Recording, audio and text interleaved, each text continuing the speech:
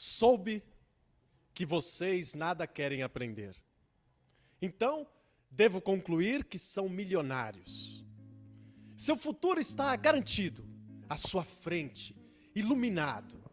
Seus pais cuidaram para que seus pés não topassem com nenhuma pedra. Nesse caso, você nada precisa aprender, assim como é, pode ficar. Havendo ainda dificuldades, pois os tempos, como ouvi dizer, são incertos. Você tem seus líderes que lhe diz exatamente o que tem a fazer para que você esteja bem. Eles leram aqueles que sabem as verdades válidas para todos os tempos e as receitas que sempre funcionam. Onde há tantos a seu favor, você não precisa levantar um dedo. Sem dúvida, se fosse diferente, você teria que aprender. Boa noite, boa noite, boa noite. Nós somos a Brava Companhia, um coletivo teatral aqui da cidade de São Paulo, da periferia sul da cidade de São Paulo. E estamos aqui hoje para fazer a nossa Brava Conversa. Nós aqui, os 4 integrantes da Brava Companhia, fazendo toda essa coisa do coronavírus, com a distância, usando a equipe aqui atrás está toda vestida com máscaras. Estamos com os protocolos direitinho aqui. Desde 1998 estamos aqui na periferia sul. Participamos de vários coletivos aqui na cidade, participamos da Cooperativa Paulista de Teatro, do Movimento de Teatro de Rua, o Movimento de Teatro de Grupo, e da RBTR, Rede Brasileira de Teatro de Rua do Brasil. Isso, e do Quebradas em Rede. Bom, boa noite e vamos começar. Bem, a ação de hoje é a Brava Conversa. E o que é a Brava Conversa? A Brava Conversa consiste num bate-papo, numa troca de ideias, para uma reflexão sobre o mundo, uma reflexão sobre a organização da produção em sociedade, da produção da vida em sociedade e também da nossa pesquisa teatral, do nosso trabalho com teatro, tentando unir aí teoria e prática no trabalho do grupo. E para isso, a gente sempre conta com alguns companheiros, companheiras que estão estudiosos dos temas, que estão para vir aqui, dessa vez, uma conversa virtual, para conversar com a gente, trocar um pouco de ideias sobre esse processo, sobre os temas abordados nessas bravas conversas. Para essa brava conversa, que faz parte do projeto da Brava Companhia aprovado na 34ª edição do Fomento ao Teatro para a cidade de São Paulo, a gente conta como convidada com a historiadora e doutora em filosofia, professora da Universidade Federal Fluminense e autora de Reflexões Impertinentes, de 2005, de O Brasil e o Capital Imperialismo, Teoria e História, 2010, e de inúmeros artigos em periódicos nacionais e internacionais. Docente da Escola Nacional Florestan Fernandes, MST, e coordenadora do GT História e Marxismo. A PU, eu não sei se é assim que se pronuncia, ANPUH. É isso mesmo, Virgínia? Como? AMPU. AMPU mesmo. Beleza. E também integra diversos conselhos editoriais no país e no exterior. Com a gente e com vocês, Virgínia Fontes. Seja bem-vinda, professora. Boa noite, Virgínia. Antes de passar a palavra para você, vou dar um salve aqui para os trabalhadores da nossa transmissão, dar um salve para o Diego, que está ali no som, na luz, dar um salve ali para o Fernando, que está fazendo a câmera, para o Jonathan, que está aí no controle da transmissão, o estagiário, que era o Arthur, já foi embora, e dar um salve também para a Kátia, que é o 5º elemento do nosso grupo. Ela não está aqui hoje, mas na próxima transmissão ela vai ocupar aqui o meu lugar. Dá um toque para vocês também aí, quem está nos acompanhando, que os chats estão abertos, tanto no YouTube quanto no Facebook. E aí, na medida que vocês quiserem participar, mandar perguntas, fazer comentários, a gente vai tentar aqui, na medida do possível, colocar essas questões para a Virgínia E vamos ver se dá certo. É a nossa primeira transmissão, a gente está um pouco nervoso, estamos aprendendo a fazer aqui na prática, mas vamos tentar dar o melhor aqui de nós. Beleza?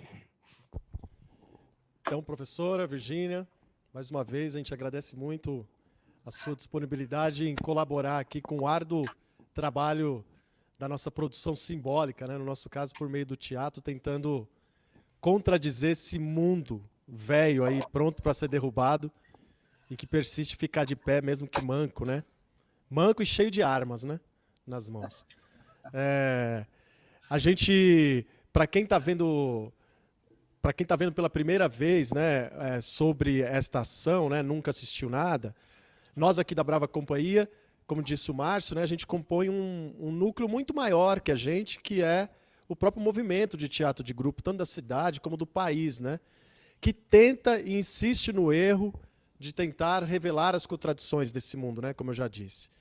E para isso, o tipo de trabalho que a gente faz não é um trabalho como uma indústria de automóveis, né? É um trabalho que ele convive com o erro, com a pesquisa, com o tempo para o exercício desse fazer artístico, e que aqui na cidade de São Paulo, devido à luta do próprio teatro de grupo, a gente tem a Lei de Fomento ao Teatro para a Cidade, né? Que permite que grupos como o nosso, que tenham trabalho continuado, possam fazer os seus trabalhos dedicando parte do seu tempo, que é roubado o tempo inteiro, parte do seu tempo dedicado ao ofício criativo, né? Por meio de impostos de trabalhadores e trabalhadoras da nossa cidade, né? E aí, o nosso estudo agora, essa primeira conversa, né, tem a ver com esse estudo que uma grande companheira nossa, que colaborou muito com o nosso trabalho, que é a Iná Camargo Costa, colaborou muito com o Teatro de Grupo Paulistano, e que você também conhece, né, Virgínia? Ela indicou a gente a ler a parte da sua obra, né, que tem a ver com essa transformação do Brasil, a saída do Brasil e a transformação do capital financeiro, do capital imperialismo, né, como você chama, né, Brasil, capital, imperialismo. Então a gente estudou e a gente precisa muito de ajuda mesmo, né? Todos nós aqui somos filhos e filhas de operários, assim, temos o nosso trabalho dedicado ao estudo e a nossa elaboração simbólica, ela acontece no mesmo tempo da nossa descoberta. Então ela é sempre quente, Virgínia. Então a gente vai passar a palavra para que você possa falar e depois a gente abre para questões. Mais uma vez, muito obrigado.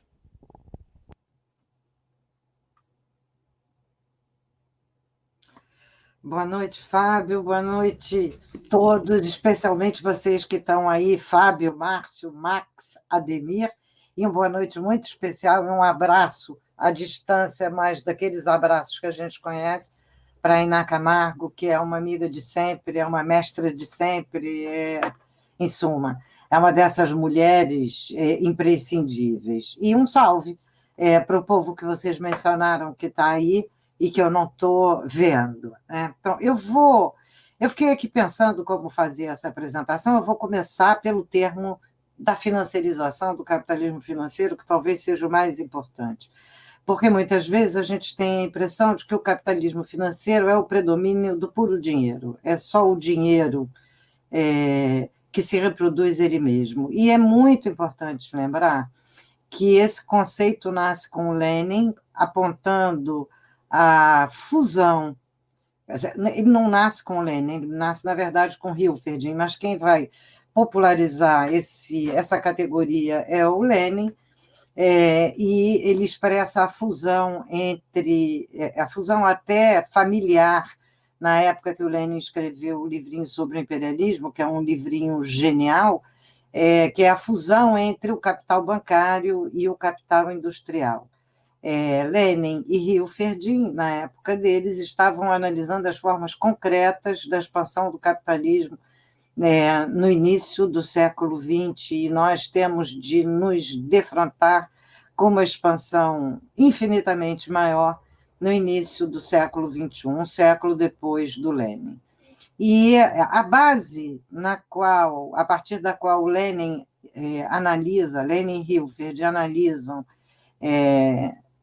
essa fusão entre capital industrial, na época fabril, e capital bancário, era o estudo do Capital do Marx. E eu voltei para o Capital para pensar isso para os tempos contemporâneos. Então, o que eu quero destacar agora, que é central, em vez de abrir uma longa discussão sobre isso, é dizer que capital é uma relação social. Capital não é uma coisa. E a relação social-capital é uma relação social que, de um lado, produz apropriação de bens naturais ou bens produzidos, que são a transformação da natureza, por determinados grupos que, com essa riqueza acumulada, subordinam os demais grupos sociais e extraem deles sobretrabalho.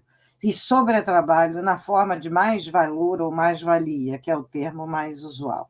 Então, portanto, o capital é uma relação social que produz permanentemente o aumento da riqueza de uns, seja pela apropriação da natureza, seja pela extração do mais-valor dos trabalhadores, através da subordinação desses trabalhadores aos meios de vida e, portanto, continua enriquecendo aceleradamente um determinado grupo, enquanto a grande maioria é tendencialmente sujeitada ao capital.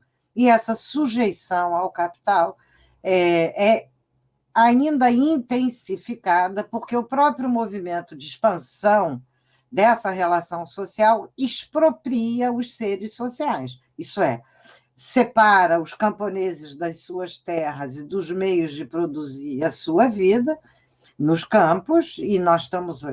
Essa expropriação continua hoje atuando com uma violência e uma virulência absolutamente impactantes no caso brasileiro, mesmo quando nós só temos entre 20% e 15% da população residindo no campo. Ela é violentíssima, nós estamos vendo o verdadeiro genocídio sobre indígenas, quilombolas, ribeirinhos e as populações das matas, das águas e das florestas, mas ela continua também no mundo onde ainda existem parcelas maiores proporcionalmente de trabalhadores do campo. Mas, além dessas expropriações do campo, também, a partir do momento em que houve um número, uma grande quantidade de trabalhadores concentrados nas zonas urbanas e disponíveis para a exploração do capital, isso promoveu uma certa concorrência entre esses trabalhadores, que, na verdade, não concorrem entre eles, é o capital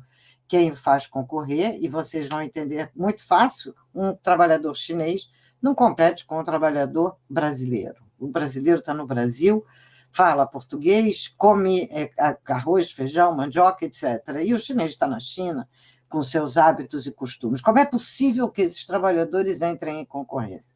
O próprio capital, ao se deslocar rapidamente, promove essa concorrência que, de fato, não está posta pelos trabalhadores. Então, portanto, o sujeito da concorrência não são os trabalhadores, é a própria propriedade concentrada de maneiras de extrair mais valor que promove essa concorrência. E, portanto, com o aumento dessa população de trabalhadores disponíveis, o que significou foi algo que não era esperado, que era um segundo movimento de expropriação, que é a expropriação dos direitos dos trabalhadores.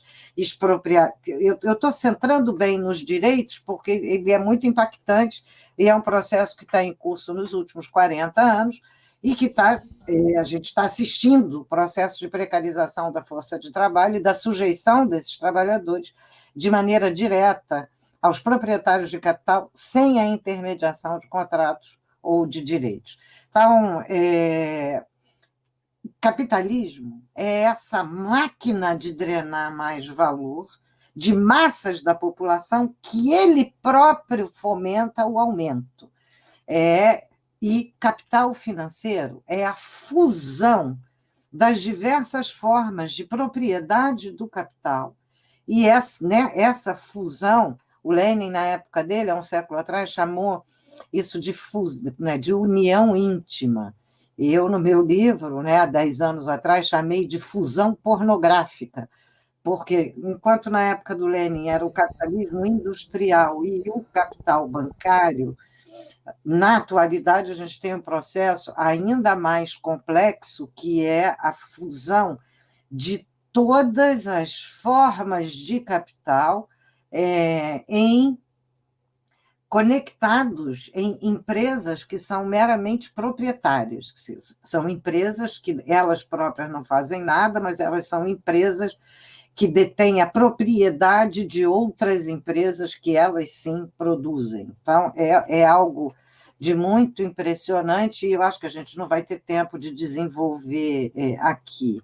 Eu chamei de capital imperialismo uma conexão entre a extrema centralização do capital, o aumento das expropriações primárias e secundárias.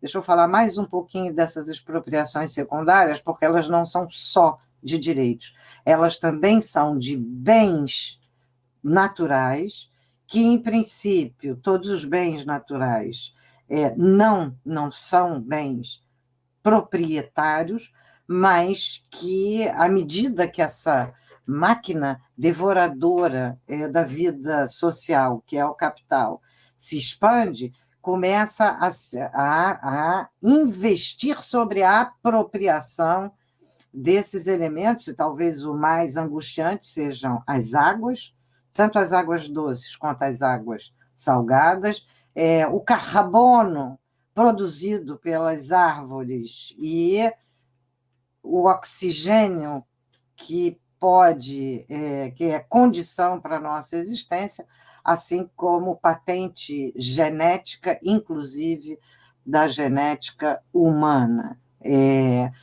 Algo que é natural e que, portanto, é de todos, se torna agora apropriado e capaz de ser convertido em capital, isso é, em meio de subordinar trabalhador. Então, a importância de destacar isso, essencialmente, não existe capital sem trabalho.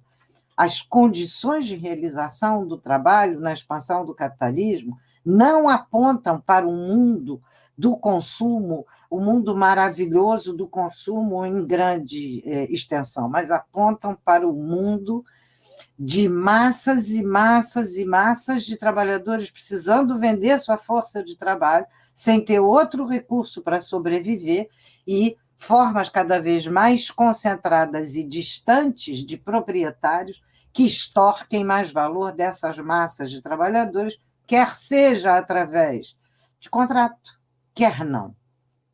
Então, esse é o primeiro ponto que eu acho que é central do livro, que é lembrar bem que o capital financeiro não está fora da drenagem de mais valor. Ao contrário, ele impulsiona essa drenagem.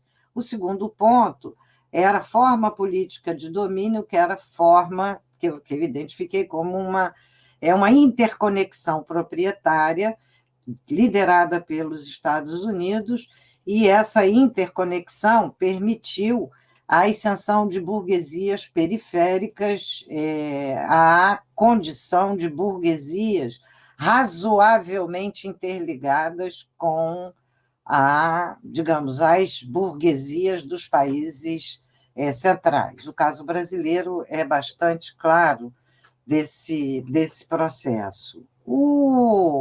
Essa interconexão tem vários elementos, eu não vou entrar aqui em detalhes, mas significou tanto expansão de relações sociais capitalistas para as periferias. Expansão de relações sociais capitalistas foi apresentado como bom, como o desenvolvimento, quando nós sabemos que a expansão do capitalismo é a promoção da tragédia da vida social, ainda que tenha novos equipamentos eletrônicos, novos equipamentos, a tragédia social se aprofunda. E essa interconexão fez, por um lado, a expansão de burguesias periféricas importantes, não irrelevantes, e são burguesas como são os outros, são capitalistas como os outros, mas fez também que elas já sejam formadas por dentro desse processo de subordinação. E um ponto que eu acho que é bem importante foi a forma política que se constituiu. Tudo isso se desenha mais ou menos na Segunda Guerra, no pós-Segunda Guerra Mundial, e essa forma política foi uma extensão de formas, de uma malha de entidades sem fins lucrativos, voltadas para inúmeras funções, tanto nos espaços nacionais quanto nos espaços internacionais. A primeira função dessa malha de entidades empresariais é a definição, a defesa dos seus próprios interesses. A gente pode falar dos sindicatos empresariais, mas, para além dos sindicatos empresariais, a gente vai ter as associações, que os sindicatos têm uma legislação específica, enquanto as associações, essas são sem fins lucrativos, e normalmente tem vários desenhos setoriais, intersetoriais, etc., na promoção de interesses diretos de alguns grupos. Como exemplo, a gente pode pegar a Associação Brasileira da Indústria Química, por exemplo, que é setorial e que é paralela ao sindicato, mas a gente tem alguma coisa como a ABAG, a Associação Brasileira do Agronegócio, que reúne empresas e entidades completamente diferentes entre eles, não apenas grandes proprietários de terra, mas, sobretudo, grandes proprietários de indústrias agrárias, essa é a mega propriedade agrária, mas reúne também empresas estrangeiras de insumos para o agro, que não são sementes apenas, são sementes transgênicas com pacote transgênico, são agrotóxicos, são tratores, são maquinaria para terraplanagem, e reúne também, por exemplo, a Rede Globo. Eu não estou aqui com a lista completa, mas são entidades que organizam intersetorialmente determinados grupos. Para além disso, elas também atuam ativamente aonde emergem lutas populares, constituindo novas entidades empresariais sem fins lucrativos, com lindos nomes fantasia, para não apenas interferir, entre aspas, ajudando as lutas populares, muito entre aspas, essa é a oferta que elas fazem, como crescentemente interferindo na formulação de políticas de cunho universal.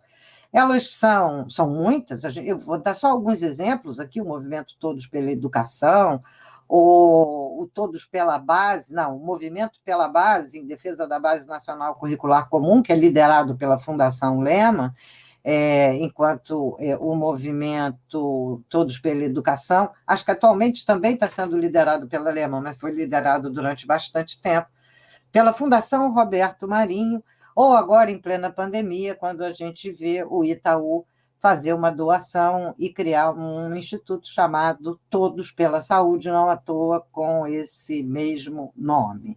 Não é saúde para todos, lembrem-se sempre, nem é educação para todos. É todos, eles, pela educação, para eles. Então, digamos que essa configuração básica do capital imperialismo vem sofrendo modificações importantes nesses últimos 10 anos. A primeira delas é a emergência de tensões interimperialistas de novo tipo, especialmente as tensões expressas pelos Estados Unidos contra a China, que é um país liderado por um partido comunista, portanto, tem uma relação diferente da relação dos Estados Unidos com a sua própria população, mas é um país onde as burguesias cresceram brutalmente e onde a classe trabalhadora urbana também cresceu enormemente, principalmente nos últimos 40 anos.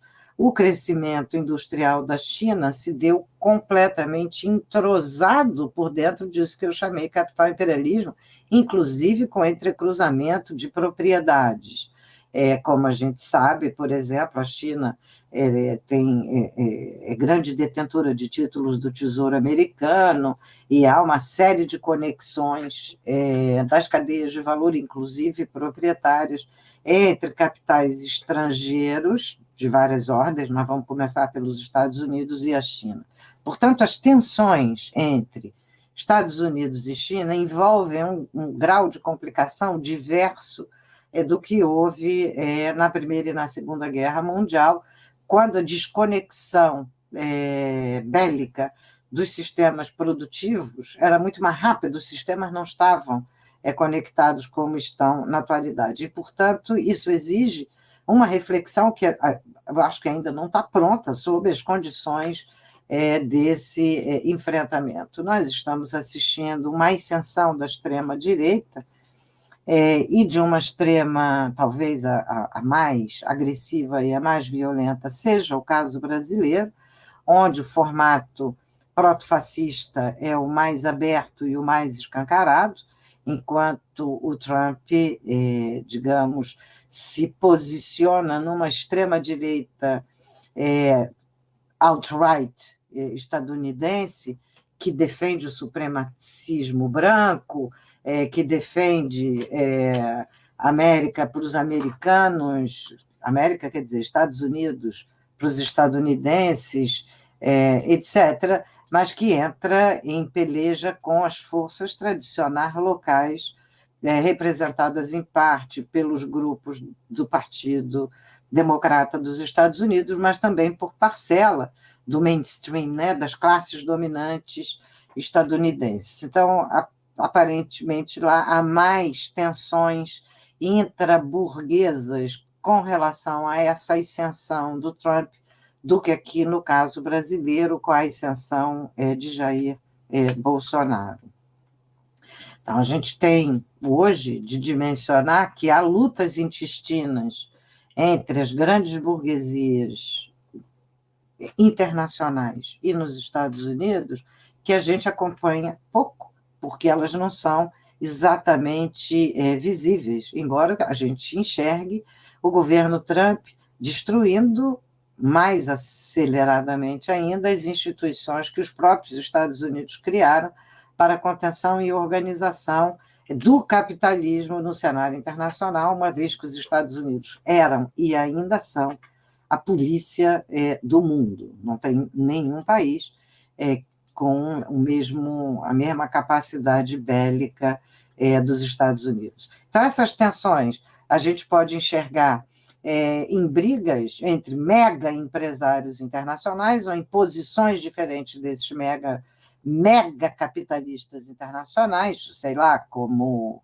Bill Gates, ou Buffett, ou Jorge Soros, e a briga, inclusive, no cenário internacional, entre setores burgueses contra alguns dessa mega burguesia. Então, isso aí é algo que a gente ainda precisa entender melhor. Mas se a gente for tentar entender essa ascensão, quando eu escrevi o livro em 2010, o que me parecia era uma tendência à esterilização dos processos democráticos. Eu até chamei de a generalização de uma democracia de acionistas, onde a força da organização popular perdia espaço e ganhava espaço essa atividade molecular e tentacular burguesa através dessas entidades sem fins lucrativos, que mina por dentro o processo de representação democrática.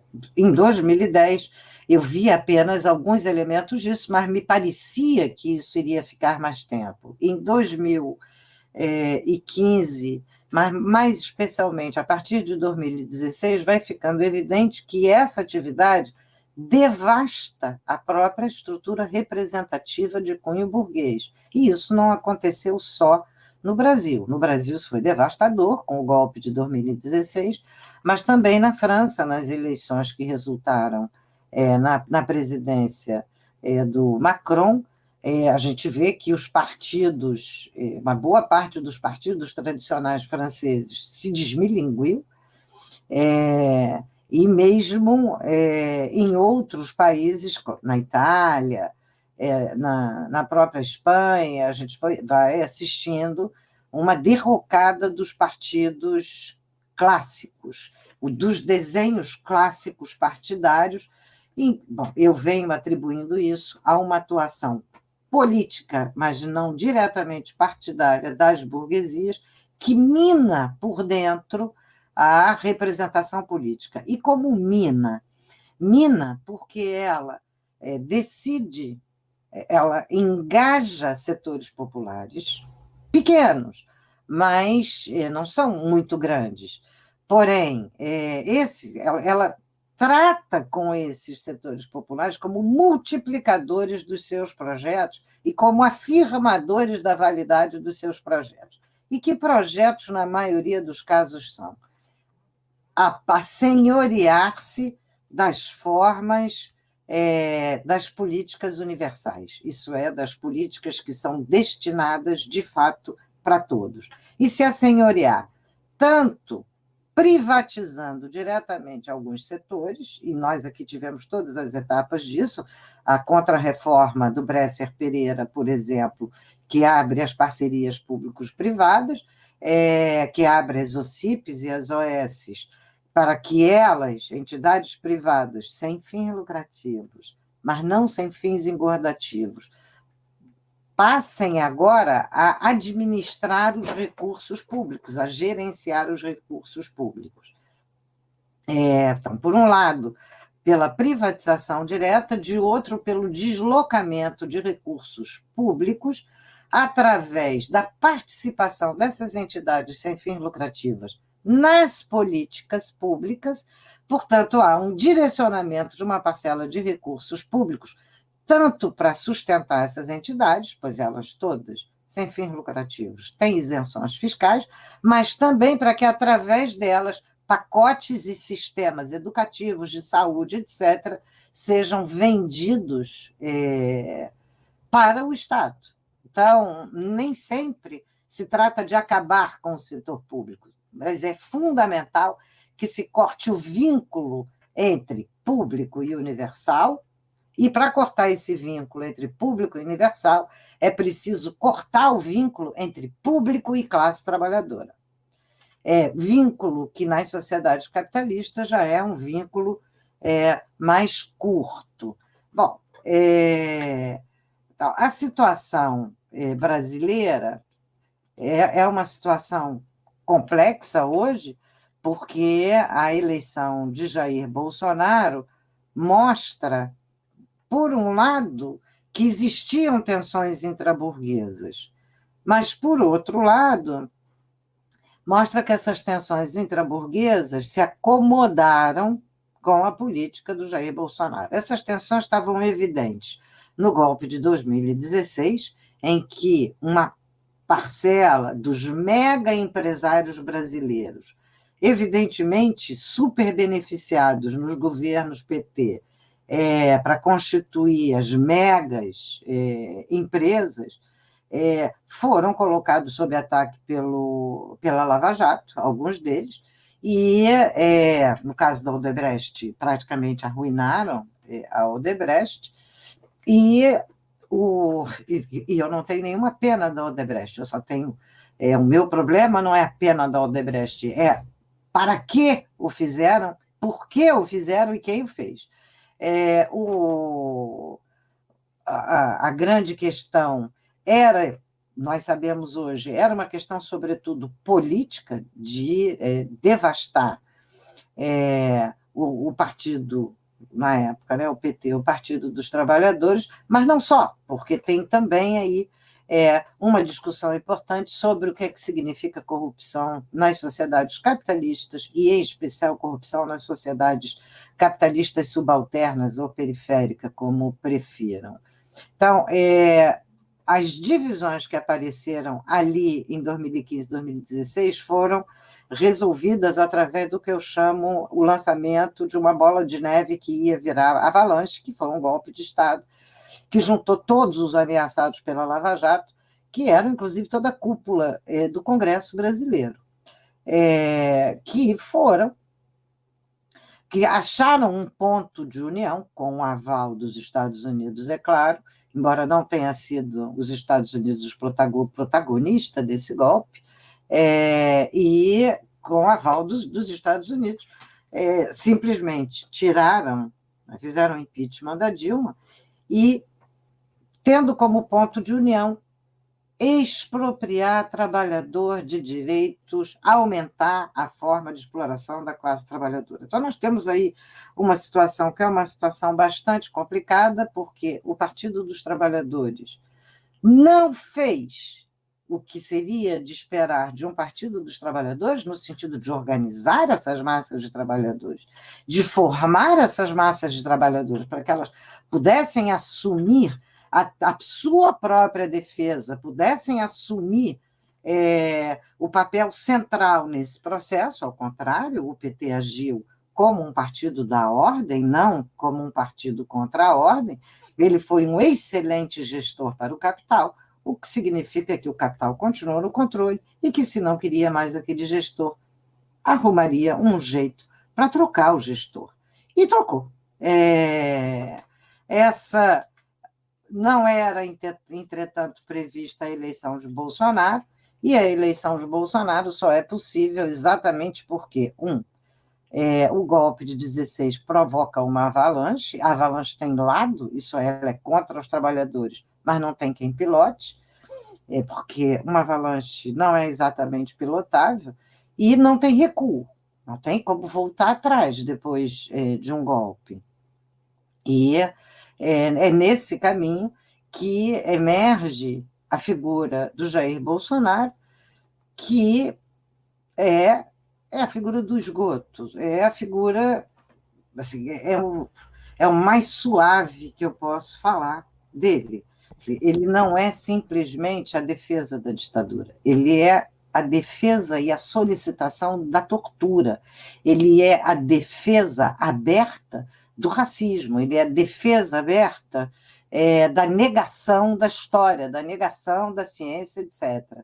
Essa poesia que vocês leram me lembrou bastante Olavo de Carvalho. É o cara que não sabe nada, que acha que sabe tudo e que é quem dá a aula para os filhos da classe dominante proto-fascista. E que diz que os outros não devem estudar. Aliás, ele diz que, de qualquer maneira, ninguém entende nada do que ele diz, e só ele sabe e entende o que ele diz, e todo o resto do mundo é completamente idiota, e que os alunos dele precisam de 50 anos ou 60 de estudo dele, com ele e por ele, para entender o que ele quer dizer. Então, é algo de muito peculiar. Então, a emergência do protofascismo bolsonarista tem um componente, eu diria, estrutural, que é a enorme decepção e perda de rumo de uma parcela das classes trabalhadoras, com e sem contratos, com os governos PT. Uma adesão ao que eu chamo a falsificação da ira. Ou seja, Jair Bolsonaro se apresenta como aquele que está contra tudo que está aí. Então, essa falsificação da ira é alguma coisa de extremamente importante, porque é o mesmo procedimento do nazifascismo histórico, através de processos de negação da história, da criação de um inimigo e da criação do que eles chamam um mito, entre aspas, não é? Mas a gente vê que isso tem papel. Mas tem também mais dois elementos que eu acho importantes. Uma reorganização da extrema-direita no cenário internacional, do qual o Brasil vai fazer parte ativa. E a segunda é o uso indiscriminado de mídias de comunicação de novo tipo, para os quais nós não estávamos preparados, aliás, em lugar nenhum se estava preparado. Todo mundo conhece a história da Cambridge Analytica para a eleição do Brexit na Inglaterra, e depois do Trump no Brasil, e do Trump nos Estados Unidos, e do Jair Bolsonaro no Brasil, mas a gente precisa lembrar também da importância do WhatsApp no caso brasileiro, em que as pessoas não têm telefone, não têm computador, mas têm um celular, e o celular pega o WhatsApp. E o WhatsApp é o principal meio de contato com o mundo para uma grande parcela dessa população. Além disso, Jair Bolsonaro está cercado disso que a gente chama família, que é não apenas a sua família e não apenas a milícia do Rio de Janeiro. É bom lembrar que as milícias não se limitam ao Rio de Janeiro. Essa suposição de que as milícias são uma tragédia ou um privilégio especificamente do Rio de Janeiro é uma falsificação histórica terrível. É bom lembrar que temos assassinos e chacinas em todos os estados. São Paulo, por exemplo, tem um histórico de chacinas bastante impactante, numa boa parte nunca esclarecida, e sem contar com as conexões entre tráfico e polícia, que acontece no país inteiro, mas é bom a gente lembrar que esse país é um país muito grande e que a jagunçada rural continua existindo sob forma bastante moderna no mundo contemporâneo, usando drones e armamentos de primeira linha, e, em muitos casos, se conectam com policiais ou com militares na ativa ou na reserva, e ainda temos um número gigantesco de empresas de segurança privada, onde novamente se mesclam policiais, soldados das Forças Armadas e trabalhadores na segurança que nós não sabemos exatamente quem são, as origens, etc., mas são trabalhadores que trabalham com arma, e o que pretende Bolsonaro é generalizar posse e porte de arma por esses bandos armados, para além da sua condição hierárquica do uso e porte dessas armas. Em outras palavras, permitir que andem armados e sejam vingadores dia e noite. Bom, essas são as condições básicas. Que contradições isso envolve para o capital imperialismo? Eu vou parar aqui, que eu já estou falando muito. Em primeiro lugar, significa que a atividade dos aparelhos privados de hegemonia empresariais perde relevância diante do aumento da coerção, em especial da coerção policial. Porém, perde relevância em termos. Ela pode não ter o protagonismo mais aberto e mais direto, mas ela continua reunindo setores, os principais setores da grande burguesia, que, numa mão, fazem a política de abrandamento e aparente acolhimento do sofrimento popular, e, na outra mão, apoiam o governo Jair Bolsonaro com toda a sua truculência. Então, portanto, nós estamos diante de uma situação de novo tipo, e eu acho que a gente tem de pensar junto. Já falei 35 minutos, acho que agora é hora da gente bater um papinho, né? Escuta o horrível emprego do dia. Em todos os países de fala humana, a falsificação das palavras, pingando nos jornais. O mundo irreal dos cartórios, onde a propriedade é um bolo com flores. Os bancos triturando suavemente o pescoço do açúcar, a constelação das formigas e usurários. A má poesia, o mau romance, os frágeis que se entregam à proteção do basilisco, o homem feio de mortal feiura, passeando de bote num sinistro crepúsculo de sábado. O poeta declina de toda a responsabilidade na marcha do mundo capitalista. E com suas palavras, intuições, símbolos e outras armas, promete ajudar a destruí-lo, como uma pedreira uma floresta, um verme. Isso aí. Virgínia, queria agradecer aí essas suas primeiras considerações e queria começar aqui a abrir essa conversa, pedindo para você falar um pouco para a gente, um pouquinho mais, sobre essas disputas entre o capitalismo brasileiro, internamente.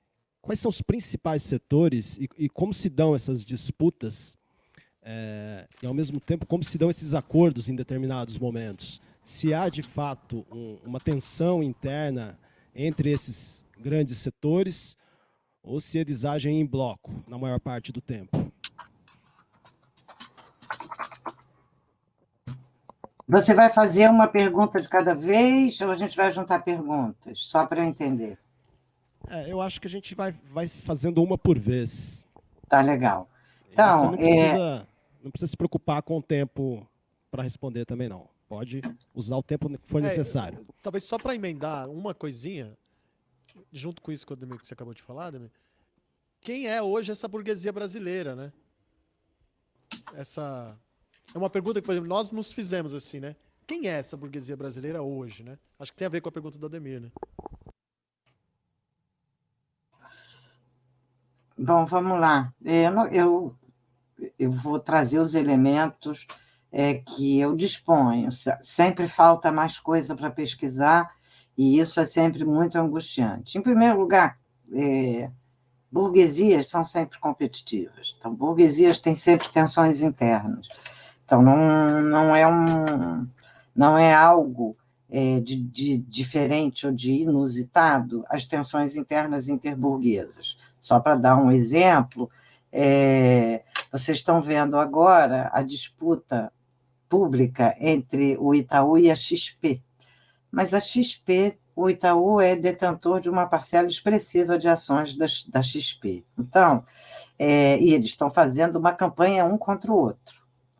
Quando não há uma guerra de verdade, eles abrem tensões falsas. Um outro exemplo, a Croton, que hoje em dia se chama Cogna, que é uma mega holding proprietária de empresas de educação, mantém as marcas das escolas que ela comprou e porque ela coloca essas escolas para concorrer umas com as outras. A competição entre as escolas não é falsa, não se iludam, essas escolas estão, de fato, competindo entre elas e precisam mostrar os resultados. Então, portanto, os gestores capitalistas de cada uma dessas escolas estão, de fato, competindo uns com os outros. Sem contar que os megablocos, né? Eu falei da Cogna, né? Então tem, esqueci o nome da outra, são 3 ou 4 grandes empresas que dominam a educação particular no Brasil e elas estão em concorrência, mesmo que tenham como coproprietários, muitas vezes, alguns fundos brasileiros e internacionais, inclusive o BlackRock, dos Estados Unidos, participando da propriedade. Lembram que no começo eu falei que era uma fusão pornográfica? Pois tem alguma coisa dessa fusão pornográfica que significa que a concorrência é uma concorrência cada vez mais dos capitalistas funcionantes, isso é, dos capitalistas que têm como função capitalista extrair mais valor, enquanto outros capitalistas têm como função exigir que esses capitalistas extraiam mais valor. Tá certo? Então, reparem que uma situação algo peculiar quando a gente vê. Então, deixa eu voltar aqui para o tema.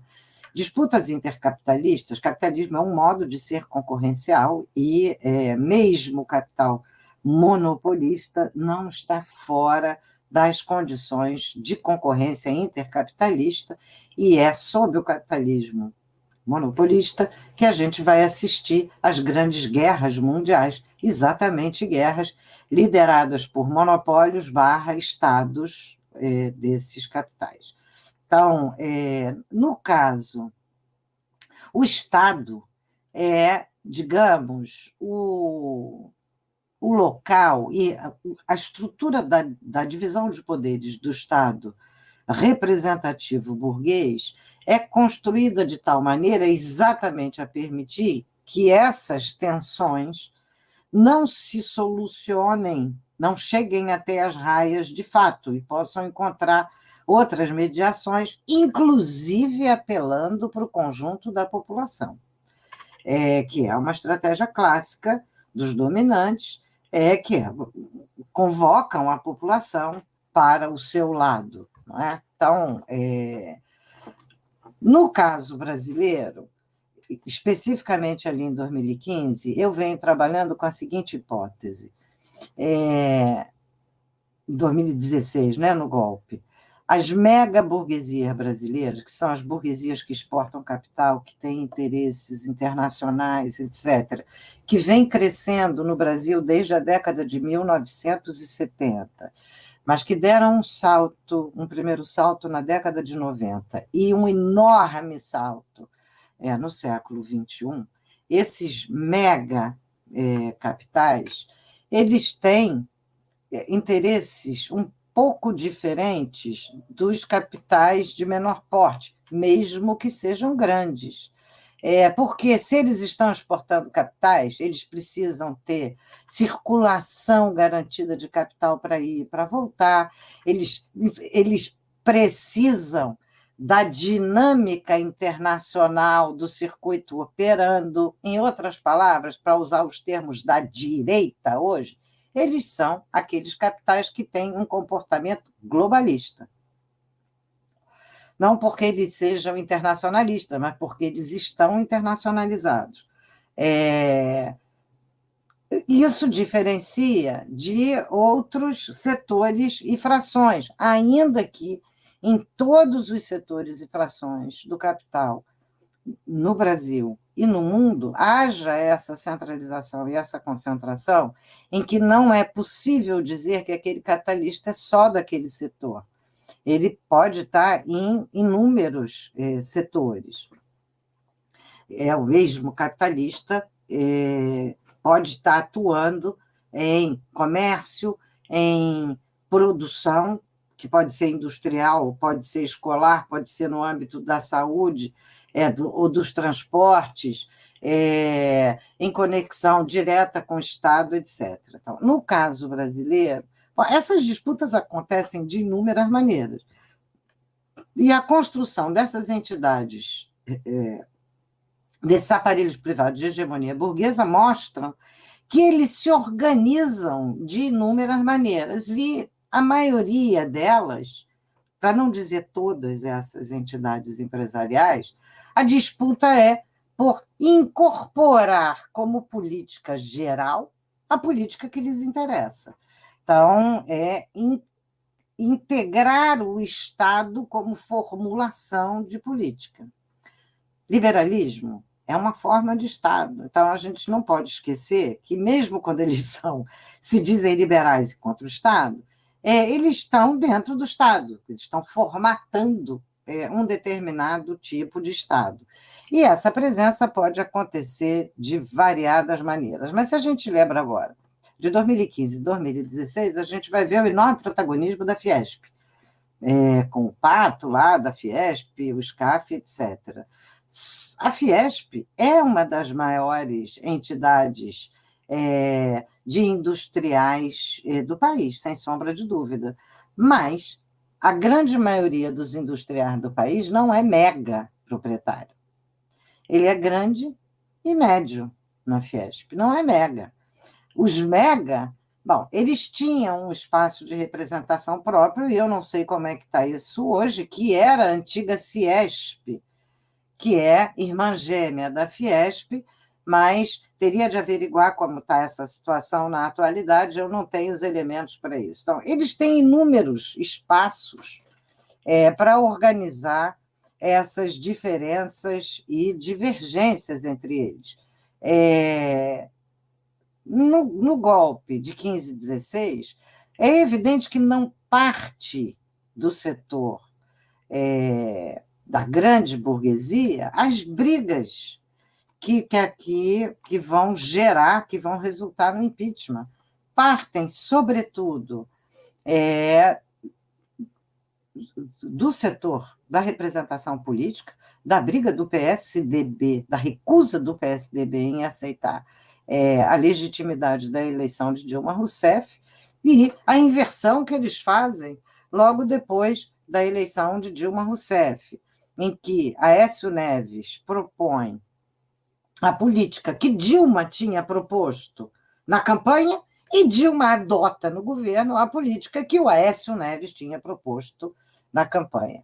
Essa é uma situação absolutamente inusitada e a gente vê que a estrutura partidária já perde, já está perdendo, já está demonstrando a perda de sentido dela como resultado dos processos anteriores. Então, a gente tem um problema na estrutura partidária, a gente tem um problema na Lava Jato, ao atacar um setor específico da mega burguesia, que vai levar a Fiesp a exigir democraticamente democracia para o conjunto do capital, contra as mega.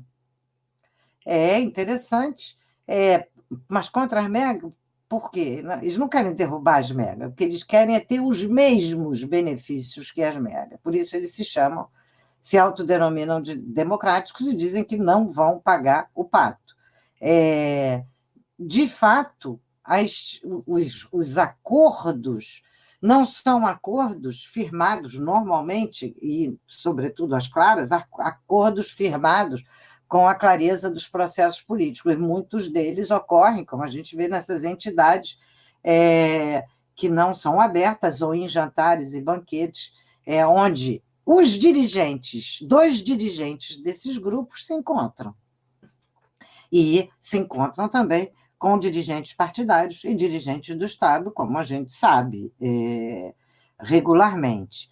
Então, nem assim, as tensões são permanentes e elas se exacerbam em determinados momentos ou, em alguns momentos, configuram blocos. O bloco é uma hegemonia, mas não é um bloco compacto, sem tensão interna. O capitalismo é permanentemente a concorrência entre capitais para extrair mais valor. Tá? Então, por que eu estou insistindo nisso? Porque se a gente colocar uma fração ou setor da burguesia comercial, ou industrial, ou bancária, eles têm tensões entre eles, mas eles integram o mesmo.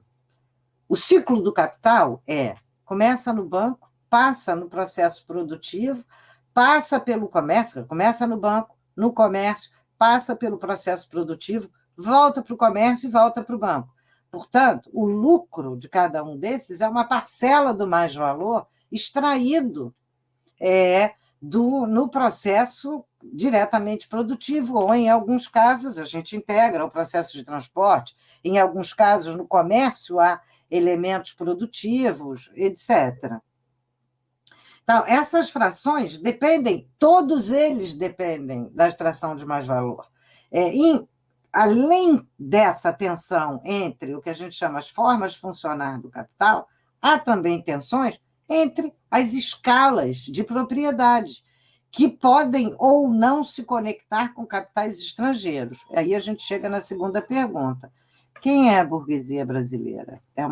Essa é uma boa pergunta. A gente precisaria de um bom mapa do conjunto das burguesias brasileiras. Legalmente, uma parte das burguesias, das empresas estrangeiras que estão sediadas aqui, são consideradas empresas brasileiras. Então, portanto, isso é um complicador, uma vez que elas têm o mesmo benefício legal das empresas constituídas aqui.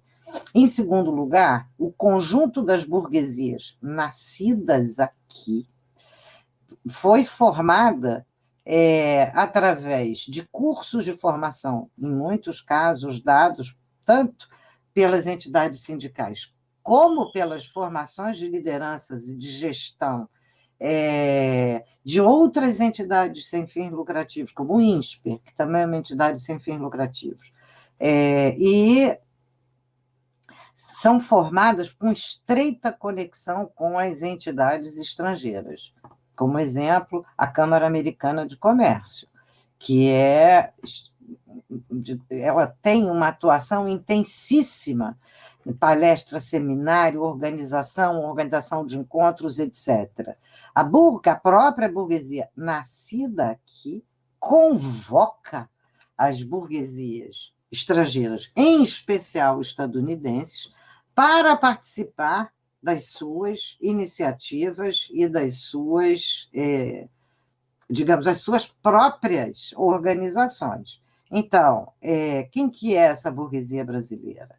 Ela é uma burguesia que está atravessada por capitais estrangeiros, especialmente dos Estados Unidos, mas não só, mas escalou, mudou de escala de propriedades. Nós temos hoje no Brasil uma burguesia pequena, muito rica, que tem produção, mas é pequena.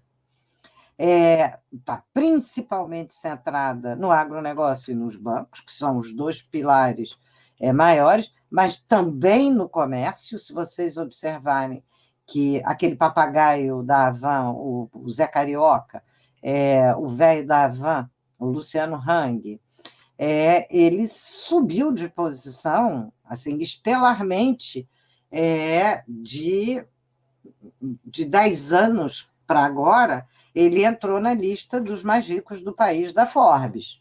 Ele não era. Ele é o quê? Uma empresa de venda, comércio. Aparentemente, o comércio cresceu bastante nos últimos anos, um comércio, sobretudo, de importação. Mas isso não significa que não haja burguesias que continuam exportando capital no Brasil e que continuam tendo um papel relevante no conjunto das burguesias brasileiras. Pegando alguns exemplos, Gerdau, JBS, Vale, o próprio Itaú, são mega burguesias que têm interesses que não se restringem ao Brasil, sem falar que há proprietários de terra e de capitais na América, brasileiros, na América Latina, com atuação política intensa. Então, nós não temos um retrato da burguesia brasileira como eu gostaria de ter, mas, a meu juízo, o retrato dessa burguesia brasileira hoje não. O Florestan talvez seja o autor que deu o melhor perfil, mas, infelizmente, esse perfil já tem 40 anos. A gente precisaria atualizar o perfil genial que o Florestan desenhou. E no perfil do Florestan, o que ele dizia? As burguesias brasileiras estão impregnadas de imperialismo. Elas defendem o imperialismo mais do que os imperiais. Elas estão tentando atualizar, isso não tem nenhuma atualização, elas continuam assim, e o primeiro passo que fazem quando crescem é lançar ações nas bolsas dos Estados Unidos. Em outras palavras, se colocar sob a legislação dos Estados Unidos e, portanto, reafirmar a subalternidade frente aos Estados Unidos. Essa discussão não é irrelevante. Quer dizer, outro traço importante é que ela, nas últimas 2 décadas, pelo menos, nas últimas 3 décadas, ela teve intensa atividade política, não partidária, mas intensa atividade política, e isso significa que se defrontar com essa burguesia é desmascarar todos os lados dessa burguesia. A burguesia industrial brasileira exporta capital e tem interesse lá fora. Reclama de que não tem política industrial, mas absolutamente não tem projeto mais nacional. Era isso que eu queria dizer. Virgínia, vocês querem perguntar? Não? Eu vou tentar fazer uma pergunta para você aqui, talvez eu misture 2, tá? Aí depois a gente faz uma pergunta aqui. O Ademir está atento ali ao chat. Primeiro que é muito legal, né, Virgínia, essa conversa, porque movimenta a gente no sentido do estudo, né? a coisa está muito rápida, né? Tudo é muito rápido, né? O seu livro de 10 anos, uma parte dele, assim, a gente está tendo uma conversa atualizada, mas uma parte permanece, né? A gente, em paralelo a essa conversa do seu livro, a gente também estudou os mecanismos disso que se chama da guerra híbrida, né? É tão complexo que eu não consigo nem explicar direito, mas a gente, principalmente lendo agora, até convido as pessoas que estão assistindo ou que assistirem a essa conversa aqui, lendo a sua análise de conjuntura, que até você disse pra gente, né? Eu fiz às pressas, né? Mas os tempos atrozes, né? Tem a parte 1, a parte 2. Todo aquele mecanismo, né? Que começa não, mas que se intensifica no FHC, daquilo que ele chama de modernização, né? É um tipo de estratégia, né? De tática para iludir a gente, né? Você até chama de naturalização do horror, né? Vai naturalizando o horror, né? Então a modernização, na verdade, é a expropriação do trabalhador e da trabalhadora, né? E a burguesia ali se mantendo subalterna, né? No seu livro, o tempo inteiro você chama de burguesia brasileira, né? Não de burguesia nacional. E você fala também dessa burguesia brasileira ser subalterna. Para nós, por exemplo, que, como eu te disse, né? No calor do estudo, a gente fala, puxa, e a JBS, por exemplo, foi considerada a maior empresa de distribuidora de alimentos tal, no mundo e é subalterna, né? Então, determinadas contradições acontecem.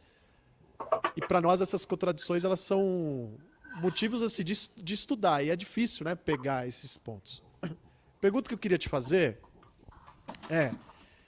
dentro desse processo ligado ao Brasil, como, vamos chamar assim, se eu tiver errado, o Brasil como esse Brasil, capital imperialismo que você chama, todas as intervenções que o próprio Brasil teve em outros países da América Latina, né, se utilizando da mesma lógica de violência e brutalidade da burguesia aqui em outros países também. Dentro desse contexto das guerras híbridas, das guerras não convencionais, que foi muito estudada do ponto de vista das revoluções coloridas que aconteceram e depois da passagem de algumas guerras não convencionais, você enxerga o Brasil dentro desse processo e se enxerga, você vê, por exemplo, uma atual... A gente deveria se preocupar, por exemplo, com a falácia estadunidense sobre o Brasil, como é que chama? O Brasil sendo, como é que fala? Utilizando o Brasil como... Você tem que falar no microfone, viu, que você está ao vivo. A gente não manja nada, a gente é de teatro, gente. É utilizar o Brasil como ator principal, como procurador da barbárie, né? Porque, assim, lendo a sua análise de conjuntura, eu vou terminar, mas é difícil. Lendo a sua análise de conjuntura, me fez fazer o seguinte raciocínio. O Brasil, caso entre nessa falácia estadunidense, que tem a ver com a Venezuela, por exemplo, além dele ser ser utilizado como procurador da barbárie, né?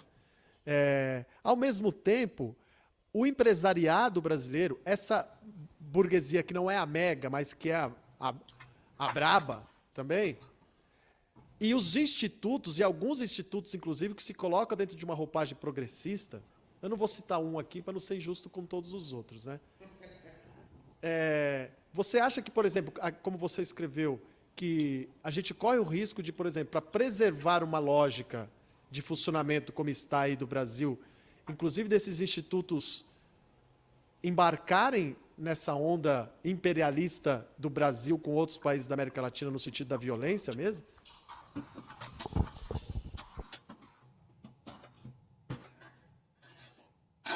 Nesse momento, bom, não por imposição das próprias burguesias brasileiras, nesse momento não, mas por imposição dos Estados Unidos é possível. Nós estamos diante de uma situação, por isso que eu comecei pela reconfiguração do cenário internacional, porque ele não é um cenário que a gente possa descartar facilmente. Desde a eleição do Trump, a atuação dele fundamental é no sentido de garrotear Cuba e Venezuela de uma maneira absolutamente impressionante, e esse garrote está liberando, inclusive, os governos europeus a simplesmente se apoderarem das riquezas venezuelanas, como fez agora a Inglaterra. Então, o alinhamento do Jair Bolsonaro. O Jair Bolsonaro é um resultado. Eu não considero o Jair Bolsonaro, no começo, o projeto burguês, mas as burguesias aderiram ao Bolsonaro. E aderiram porque elas estavam sem um projeto próprio. O projeto delas era o PSDB. A adesão ao Bolsonaro vem pela adesão ao golpe, vem no bojo da avalanche que elas ajudaram a provocar. Essa é uma situação de tipo novo que exige para a gente, a meu juízo, alguma cautela em não buscar linearidades imediatas e instantâneas e procurar, lógico, existem sinais múltiplos, mas cada um desses sinais precisa ser analisado e tentado integrar num certo conjunto. A expansão brasileira, assim, mais impactante, mais aberta, mais direta na América Latina, foi ceifada com a Lava Jato. Não significa que isso tenha acabado com essas burguesias, nem com esses capitais, que se deslocam, que continuam investindo em parte na América Latina, mas em parte importante se deslocam para outros países, a começar pelos Estados Unidos, portanto, a investir também nos Estados Unidos. O alinhamento do Jair Bolsonaro não é com o governo dos Estados Unidos, num sentido mais amplo, é com Trump. E, portanto, está sujeito às contradições da posição do Trump nos Estados Unidos, que ninguém sabe qual vai ser a sequência agora, depois da tragédia da pandemia, onde são, não por acaso, os dois países com maior número de mortes, com maior número de casos de contaminação, com uma tragédia social sem comparação histórica. Nos Estados Unidos, o desemprego é massivo, as pessoas já não conseguem pagar suas casas, o custo do tratamento da Covid-19 é absolutamente astronômico, os que não têm seguro estão sendo, em parte, dependendo dos estados, assumido pelos estados, mas ninguém sabe se vão mandar essa conta depois. Chegou a circular posts na internet de tratamentos de 5 milhões de dólares, porque é um tratamento caríssimo, se precisar ficar 40 ou 50 dias numa UTI. É o mais caro que existe, essa hotelaria hospitalar de UTI. Não tem nada mais caro. Então, porque os sistemas de saúde estão privatizados.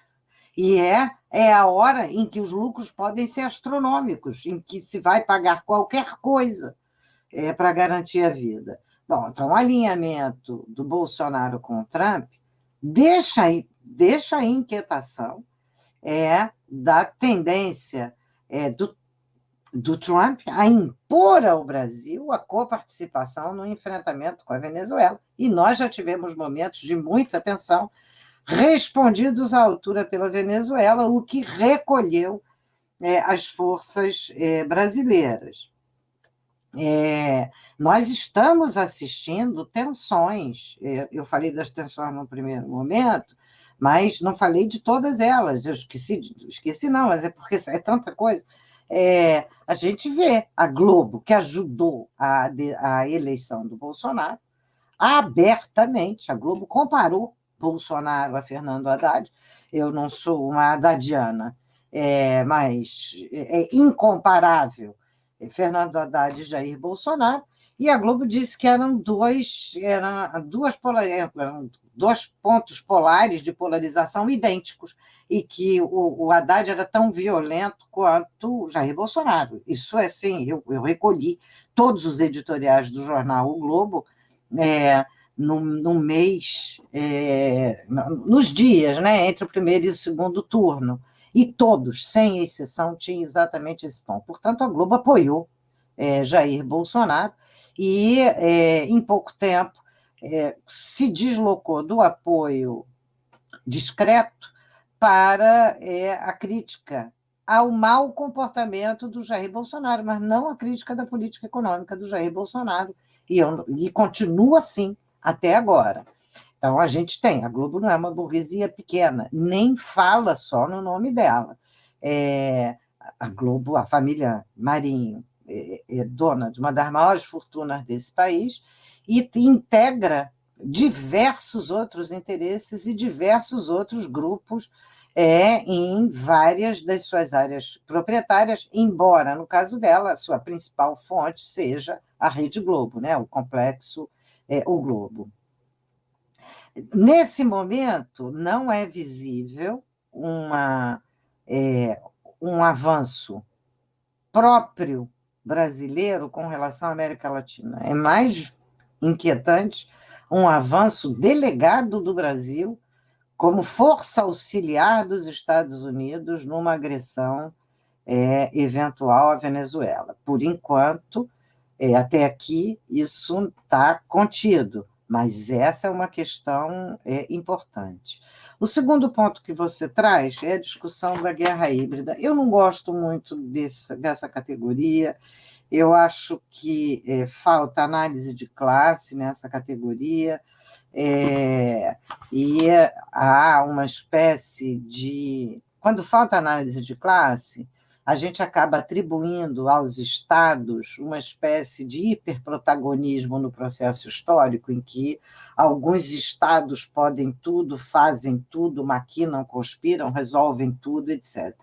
É bom lembrar que esses estados são capitalistas, são estados poderosíssimos, sim, não há a menor dúvida, mas eles são capitalistas e, portanto, estão atravessados pela principal contradição que atravessa qualquer estado capitalista, que é a contradição capital-trabalho, e que, mesmo a mais poderosa das burguesias e mesmo o mais poderoso dos estados, não define o rumo do processo histórico, ainda que possa infletir, alterar e impor, porque quem constrói o mundo é a classe trabalhadora. A gente não pode esquecer isso hora nenhuma, porque quando a gente esquece, a gente acaba atribuindo um protagonismo único ao Estado, ou a um Estado, ou a um grupo de Estados, ou a uma ou outra burguesia, esquecendo de que quem produz esse mundo, quem faz esse mundo, quem constrói esse mundo são as classes trabalhadoras. E quando eu falo de classes trabalhadoras, é com contrato, sem contrato, formal, informal, aquelas que se acham que estão a salvo da barbárie por conta dos seus contratos e promessas de aposentadoria, e as demais. É bom que esta, que pensa que está a salvo, saiba que não está, e que, ao contrário, será devastada igual caso não enfrente o imperialismo. Então, eu tendo a ter alguma cautela com isso. Por outro lado, eu acho bastante interessante a leitura, né, nesse mesmo livro. Se a gente lê esse livro, em vez de ficar vendo o protagonismo, né, dos estados como eles fazem, verificar as técnicas de intervenção que estão sendo colocadas, vocês vão ver que é parecido com o que eu estou discutindo do capital imperialismo, só que eles não conseguem controlar essas massas. Então, as chamadas revoluções... Isso que você chama de avalanche, Virgínia? Não, na avalanche é o caso brasileiro. Outra coisa. Tá. Brasileiro específico, tá. 2016. Mas pode ser levado para 2013, se a gente quiser. 2013 é uma irrupção popular impressionante. E é uma irrupção popular generosa, é uma irrupção popular exigindo direitos iguais, profundamente democrática, exigindo educação e saúde padrão FIFA, exigindo o passe livre. Começa com uma luta pelo passe livre em São Paulo e se expande no país de uma maneira impressionante. Reparem, em 2013, A burguesia já está fazendo esse trabalho de hegemonia, que eu chamo, ou de hegemonismo, como eu prefiro até chamar, desde 1990, de maneira muito intensa. Só que ela não consegue direcionar, num primeiro momento, aquelas massas. O PT abdica. O PT, na posição de governo, abdica. Simplesmente enrola, embroma e não assume nenhum protagonismo. Os sindicatos, inclusive aqueles ligados ao PT, não tem nada a ver com aquela história. Reparem, é alguma coisa de extremamente inquietante o que acontece ali. Você tem massas na rua que têm uma reivindicação democrática, que estão descontentes com o funcionamento do PT, que está mandando rios do dinheiro para a Copa do Mundo, para os Jogos Olímpicos, para não sei mais o quê, e que não está atento para a condição de vida dessas mesmas massas. É um momento forte no qual as massas estão no limiar da ruptura com o partido, com os partidos.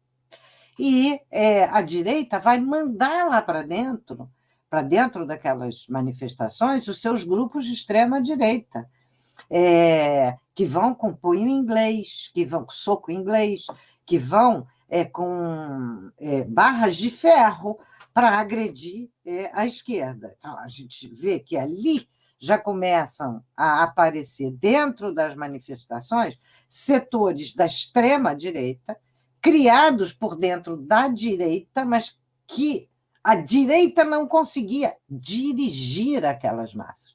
E não conseguiu imediatamente. Quem cumpriu o papel de dirigir aquelas massas depois de 2013? Foi principalmente a Rede Globo. Porém, o direcionamento do processo posterior a 2013 não veio mais, embora a Globo fosse a porta-voz do conjunto da burguesia para o encaminhamento daquilo, no sentido da Lava Jato, no sentido, numa determinada direção de criminalização do PT, de criminalização da esquerda. Naquele momento a gente vê que essa burguesia, que se apresenta como, entre muitas aspas, civilizada, está apoiando a emergências de grupo de extrema-direita que eles vão assumir protagonismo naquele processo. Vão assumir um papel importantíssimo e isso vai estar claro em 2015.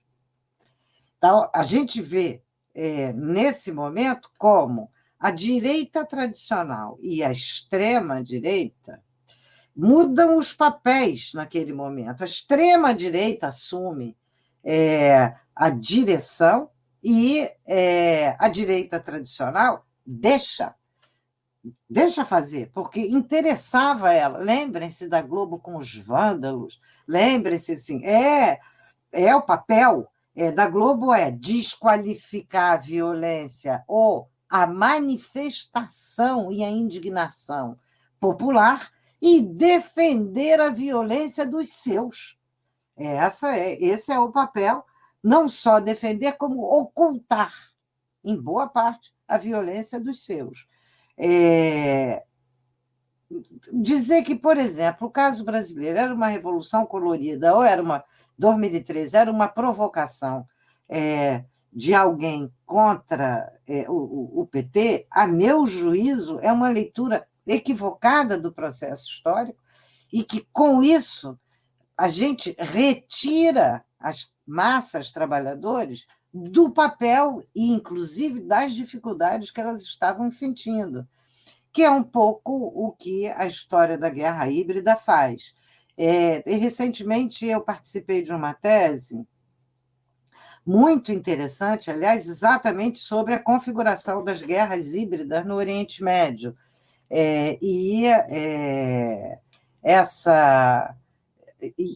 Ela procurava compreender a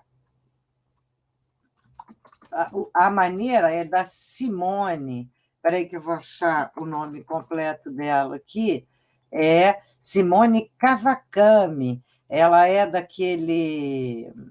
Ela tem muita atuação naquele jornal Esquerda Diário, e a tese dela está bastante interessante, porque ela vai mostrando a sequência de lutas que foram acontecendo em cada um dos países, ali onde houve as chamadas revoluções coloridas, e principalmente do Oriente Médio.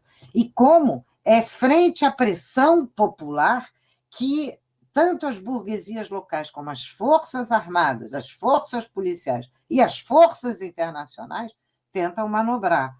Então, eu acho que essa é lógico que torna mais complicado a análise. É claro, porque tem de considerar o conjunto das lutas. Agora, o último ponto da tua pergunta, se o Brasil funcionaria como procurador da barbárie, isso sem sombra de dúvida. O Brasil de Bolsonaro, sem sombra de dúvida. Ele tem aliança. Essa semana teve uma live muito boa com a Rejane Oeveler, no RIMA, Relações Internacionais e Marxismo, em que ela falava das conexões latino-americanas da família Bolsonaro, bem antes de estarem no poder. E são conexões com os grupos mais brutais e mais violentos de diversos países da América Latina. Então, isso aí não é algo a tirar, a descartar, mas o que eu diria é que nesse momento, pelo menos nesse momento, não é visível um movimento empresarial, no sentido de capitanear, um expansionismo brasileiro movido pela expansão de capitais. Não está visível. Está visível uma aliança da extrema-direita, Brasil, Estados Unidos e América Latina, que pode, sim, gerar formas brutais, já estão no Brasil, e pode gerar formas brutais na América Latina.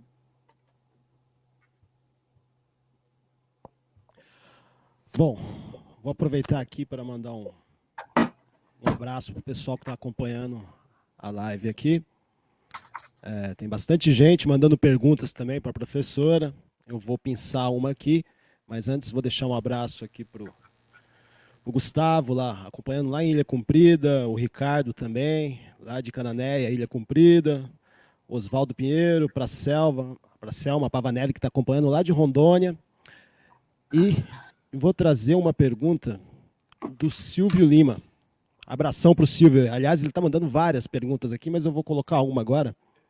Depois, se der tempo, a gente traz as outras também. Mas ele pergunta aqui o seguinte: professora, essa elite do atraso, convertida em protofascista, se destacou em 2014 e 2018, porém, seu embrião parece ter sido fecundado em 2013. A senhora vê elementos estruturais duradouros para o fascismo? E ele já emenda aqui: haveria meios de superá-lo?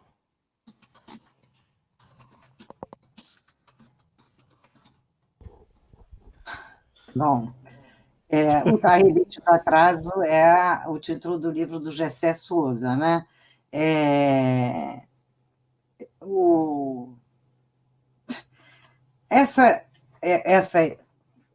Os grupos que emergem em 2013, em primeiro lugar, a culpa da emergência dos grupos de extrema-direita a partir de 2013 não é dos movimentos populares, é da mesma direita, da mesma burguesia que financia esses grupos e que tolera esses grupos. Portanto, não tem a ver com a luta popular, tem a ver com a reação à luta popular. Tá? Eu acho que isso é muito importante. Eles trazem elementos duradouros para o fascismo? Não sabemos. Muito francamente, eu não tenho essa resposta.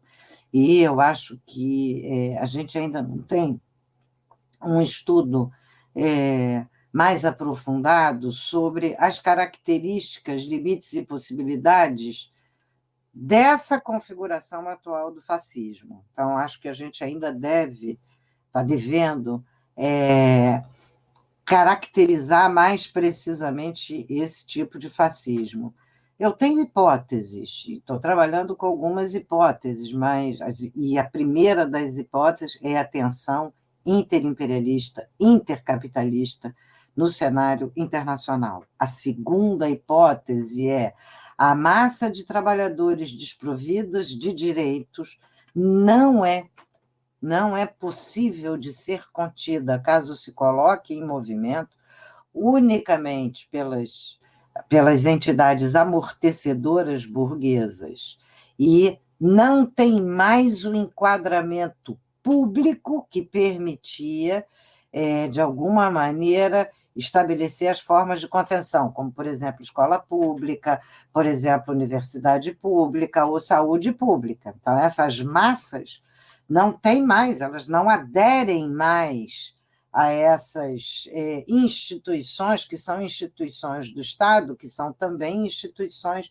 de organização e contenção das massas populares frente à emergência ao capital. Do que significa que a tendência ao crescimento da violência está inscrita no processo de expansão do capitalismo contemporâneo. Frear o capitalismo é condição para frear o crescimento dessa violência. Os elementos duradouros do fascismo, nós não... Assim, repara que dentro dessa configuração internacional, eu trouxe 2 elementos que favorecem a emergência, né? que permitem compreender a emergência desse fascismo, mas a capacidade direcionada de comunicação em grande escala. Esse é outro ponto importante, não é um ponto irrelevante.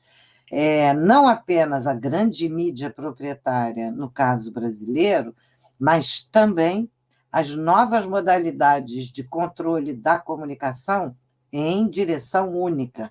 Em direção única é o WhatsApp, principalmente, na qual você só tem acesso, só recebe no interior de grupos, e esses grupos são grupos de gente que normalmente as pessoas conhecem, não há contraditório, não há debate, só há reiteração e obediência, e esses grupos também podem constituir formas de estabelecimento de comando para ação unilateral, e nós vimos isso no processo eleitoral, quando de vez em quando saía um post dizendo temos de assassinar todos os homossexuais porque eles estão ameaçando matar não sei quem, e tinha um doido que ia lá e matava. A gente não sabe, nem mesmo se o Bolsonaro é capaz de mobilizar as forças que ele sugere, mas a gente sabe que ele está fazendo a política para isso.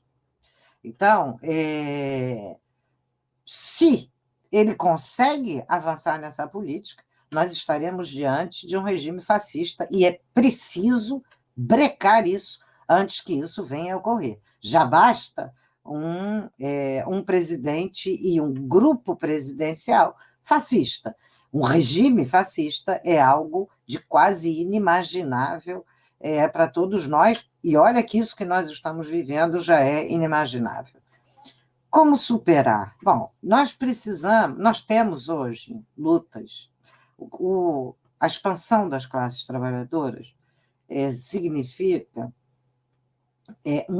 uma massa monumental de trabalhadores sujeitos não apenas à exploração brutal do capital, mas a todas as opressões que o capital reitera, estimula, renova e refaz, e ainda finge que tenta minorar, especialmente a questão das mulheres, a questão do racismo. Mas são 3 grandes lutas que estão postas, que são lutas de defesa da humanidade.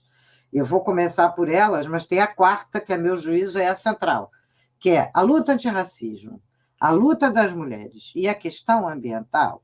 Se levadas a sério, se enfrentadas de fato, e os protagonistas são diversos, precisam se defrontar com o capital.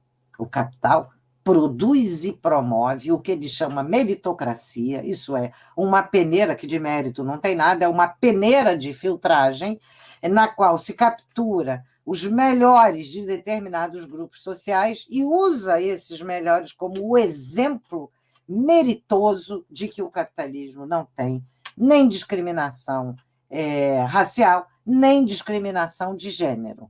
Essa é a tática mais corriqueira adotada no pós-50 para o enfrentamento, e isso significa que negros e mulheres continuam, de fato, têm mais emprego, de fato, têm mais espaço, mas continuam em proporção ínfima nos cargos de direção e continuam com os seus salários aviltados. Isso é a dinâmica do capitalismo, a mesma questão ambiental. Isso significa que enfrentar os problemas que são diários, e esses são problemas diários das mulheres, dos negros e negras, e a questão ambiental não é só a defesa da Amazônia, porque às vezes a gente acha assim, é a defesa de um negócio lá longe.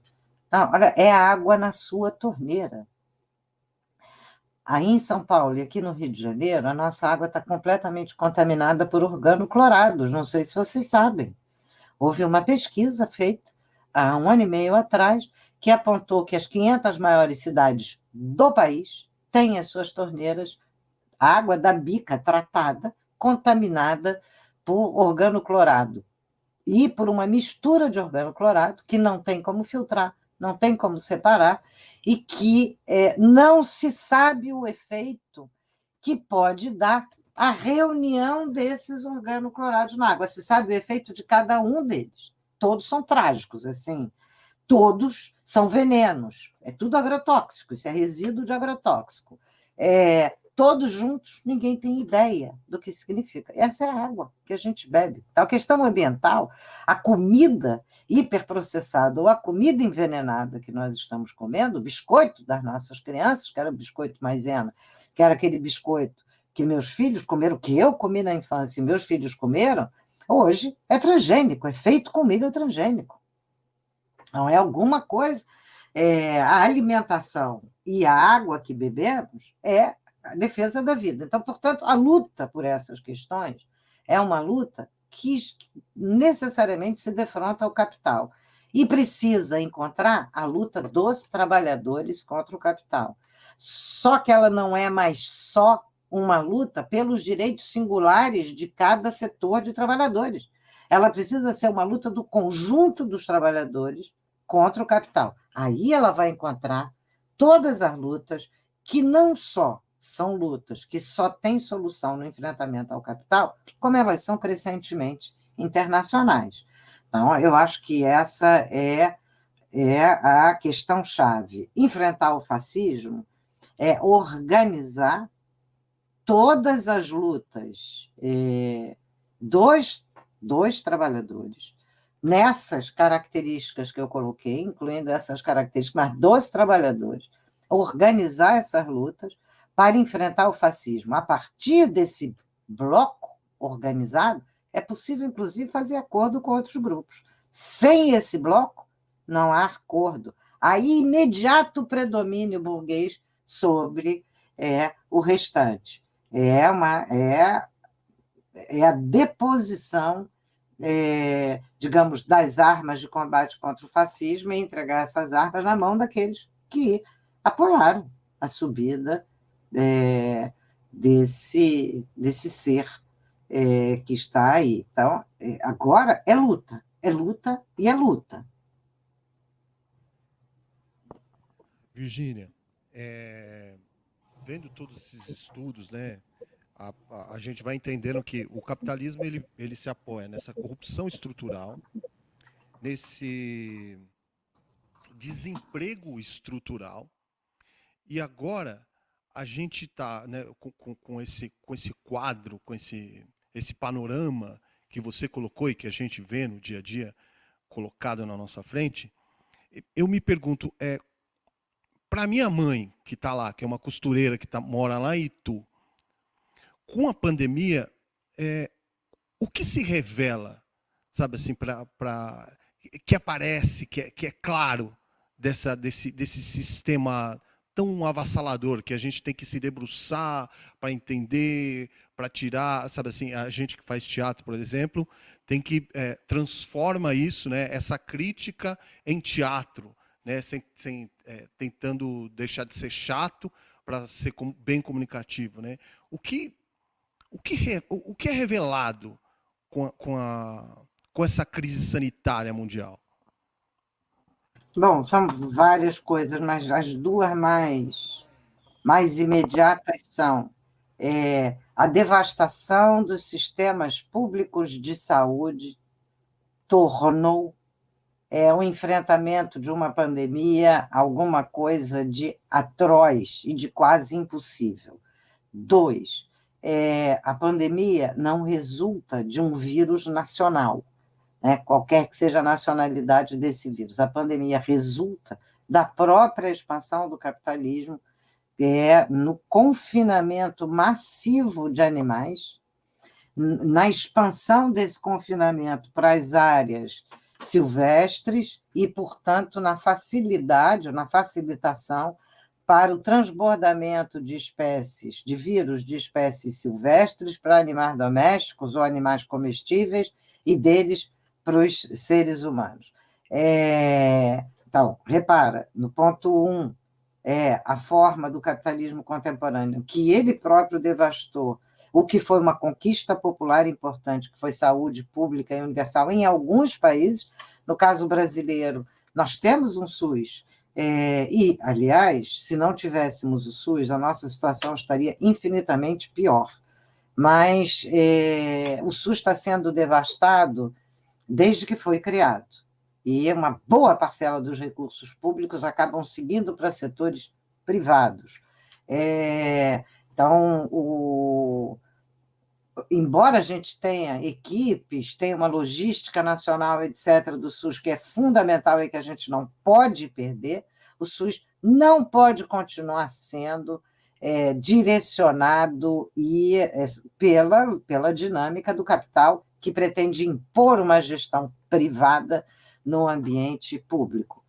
E a terceira coisa que ficou bem revelada, bem clara, no mundo inteiro, mas no Brasil foi escandalosamente claro, é a centralidade do trabalho para o capital. Desde o primeiro dia, os dirigentes, com exceção da China, nos outros países, todos sem exceção, as autoridades do Estado burguês diziam: não pode parar a produção tem de continuar. A produção passa na frente, a produção a economia... O que significa a produção e a economia? Significa trabalho vivo, sangue vivo do trabalhador, vivo, sua energia sendo drenada para o processo produtivo. Não era uma preocupação com a produção para a vida das populações. E tanto não era essa preocupação que, desde os primeiros momentos, em praticamente todos os países, uma enorme quantidade de atividades absolutamente desnecessárias para garantir a alimentação, os remédios, os objetos necessários para as pessoas durante uma pandemia, coisas que não eram absolutamente necessárias para isso, foram mantidas como se fossem atividades essenciais. No caso brasileiro, talvez o mais escandaloso tenha sido a mineração, porque a mineração nós sabemos que é uma enorme forma de contaminação, da mesma maneira que os frigoríficos, no Brasil e no mundo, são focos de contaminação brutais da Covid-19. Então, esses 3 pontos são 3 pontos fundamentais: a origem e expansão do vírus, a velocidade de expansão do vírus, a questão da saúde pública e universal, e a terceira, o papel do trabalho, como ficou evidente. E fica ainda mais evidente esse papel do trabalho quando a gente vê, e o papel dos governos, quando a gente vê que os governos mandaram bilhões e trilhões para as grandes empresas e os grandes bancos e uma esmola para a população que realmente precisava desses recursos. Esmola, porque o que foi proposto originalmente era R$ 1.200, enquanto o governo Bolsonaro queria 200. Chegou-se a um acordo, compromisso de R$ 600, que é muito pouco, e mesmo esse muito pouco não chegou a muita gente até agora. De novo, o que significa que é possível engordar mais ainda os muito gordos, mas impedir que os que vão emagrecer na pandemia morram de fome, de um lado, não é para que morram de fome, mas tem de estar com muita fome para continuar saindo para trabalhar, inclusive enfrentando o medo da pandemia. O medo e o risco da pandemia.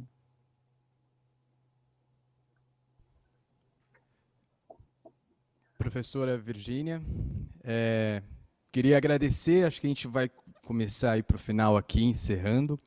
Queria agradecer a participação aqui com a gente nessa conversa. Acho que tinha muita coisa ainda para a gente falar, mas a gente vai fechando aqui pelo tempo. E queria agradecer também quem participou aí com as perguntas, quem participou assistindo, e dizer que essa live, que essa conversa, essa brava conversa, vai estar no YouTube, nos nossos canais do YouTube, no Facebook, e também em agosto vai estar no formato de podcast. Então, todos os agregadores de podcast, você consegue encontrar essa brava conversa. E lembrando que a semana que vem, a gente tem também no mesmo horário, no sábado novamente, uma segunda brava conversa com a professora, e aí analisando a peça do Brecht, Santa Joana dos Matadouros, à luz dessa conversa e dessa teoria que a gente veio discutindo aqui. E, de novo, agradecer a participação da professora, muito obrigado. Acho que é isso. Eu não sei se você quer falar alguma coisa, fazer alguma consideração, fechamento, consideração final. Só agradecer a vocês, dizer que é uma satisfação estar aqui. De fato, sempre falta muita coisa para falar. A gente está vivendo um período muito excepcional. É um período em que as burguesias internacionais estão aproveitando para apertar o cinto das classes trabalhadoras no mundo inteiro ainda mais, demitindo brutalmente, apesar de receberem esses recursos, se preparando e pagando cada vez mais as suas polícias para enfrentar os povos, mas os povos precisarão enfrentar isso, porque é a vida que está em jogo, e a vida precisa ir na frente do lucro, e nós sabemos produzir o mundo. Não faz sentido ficarmos à mercê desses grupos que já demonstraram do que são capazes. Agora, quem precisa demonstrar do que somos capazes, somos nós. Obrigada a vocês por estar aqui com vocês. É uma satisfação mesmo. Vamos terminar aqui agora. As pessoas comerão 3 vezes ao dia e andarão de mãos dadas ao entardecer. A vida será livre e não haverá concorrência. Quando os trabalhadores perderem a paciência. Certas pessoas perderão seus cargos e empregos. O trabalho deixará de ser um meio de vida. As pessoas poderão fazer coisas de maior pertinência. Quando os trabalhadores perderem a paciência. A pele será carícia e o corpo delícia. Os namorados farão amor não mercantil, enquanto é a fome que vai virar indecência. Quando os trabalhadores perderem a paciência. O mundo não terá fronteiras, nem estados, nem militares para proteger estados, nem estados para proteger militares prepotências. Quando os trabalhadores perderem a paciência. A pele será carícia e o corpo delícia. Os namorados farão amor não mercantil, enquanto é a fome. E só a fome que vai virar indecência. Quando os trabalhadores perderem a paciência. Quando os trabalhadores perderem essa porra dessa paciência, não haverá governo, nem direito sem justiça, nem juízes, nem doutores em sapiência, nem padres, nem excelências. Uma fruta será só uma fruta, sem valores, sem troca, sem que o humano se oculte na aparência. A necessidade e o desejo serão termo de equivalência. Quando os trabalhadores perderem a paciência. Quando os trabalhadores perderem a paciência, depois de 10 anos sem uso, e por pura obsolescência, a faxineira, filósofa, passeando pelo palácio, dirá: declaro vaga a presidência. Mas isso só quando os trabalhadores perderem a paciência. Obrigado, gente. Obrigado quem acompanhou. Obrigado, Virgínia. É nóis.